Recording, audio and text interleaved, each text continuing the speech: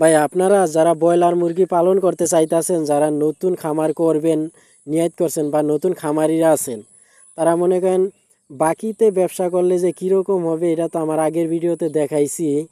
তো এখন আপনারা নগদ টাকায় কিভাবে ব্যবসা করবেন, কোথা থেকে বাচ্চা আনবেন, কোথা থেকে খাদ্য আনবেন, সে সম্পর্কে আমি আজকে আপনাদেরকে ধারণা দিব। তো দেখেন, নগদ টাকা টাকা হইলে কিন্তু নগদ টাকায় ব্যবসা করে যে আপনি লাভবান হবেন এটা কোনো দিনও সম্ভব না, যদি আপনি এটা সম্পর্কে কিছু ধারণা না রাখেন। তো এটার সম্পর্কে নগদ টাকা যদি আপনি ব্যবসা করতে চান তাহলে দেখবেন যে বাংলাদেশে কিন্তু অনেক হ্যাচারি আছে, বড় বড় হ্যাচারি আছে নাম করা, কাজী, আফতাব, তারপর রয়েছে গিয়া আরও নাহার ইত্যাদি ইত্যাদি অনেকগুলো কিন্তু হ্যাচারি আছে। আমি সবার নাম জানি না, আর কিছু কিছু নাম জানি তা মনেও নাই। তো আপনারা অনেক হ্যাচারি চেনেন, তো তাদের বিভিন্ন জেলায় কিন্তু এই হ্যাচারিগুলো আছে, বা আপনাদের নিজের জেলায় না থাকলেও পার্শ্ববর্তী জেলায় আছে, বা ঢাকার ভিতরে কিন্তু অনেক জেলায় হ্যাচারি আছে, তারা প্রতি জেলায় কিন্তু বাচ্চা সেল করে থাকে।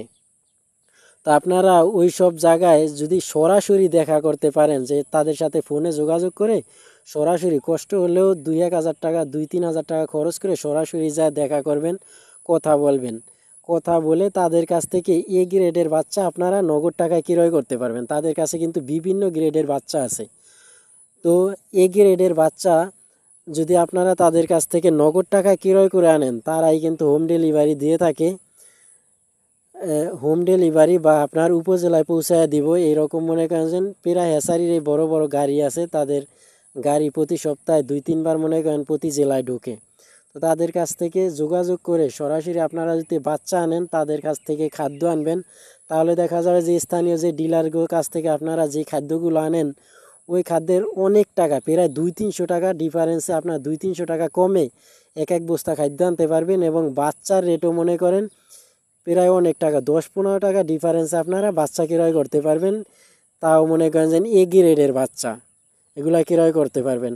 তা আপনারা নগদ টাকায় কোনো দিনও মনে করেন অনলাইনে যে ফোনে ফোনে যোগাযোগ করে আনবেন ওই রকম ভাই, ওই রকম আইনেন না, তাইলে আপনারা ধরা খাইবেন। সরাসরি যায় হ্যাচারিতে যায় দেখা কইরা কথা বললা, তারপর মনে করেন প্রথমবার আপনি সরাসরি যায় আনবেন, তারপর কিন্তু দ্বিতীয়বারও গেলেন প্রয়োজনে, তৃতীয়বার থেকে মনে করেন যে যখন লেনদেন আপনি ভালো করবেন, তখন মনে করেন যে তাদের কাছ থেকে ফোনে ফোনে বললেই তারা বাচ্চা পাঠিয়ে দিবে, আপনি বাচ্চা হাতে পায় তাদেরকে টাকা পেমেন্ট করবেন।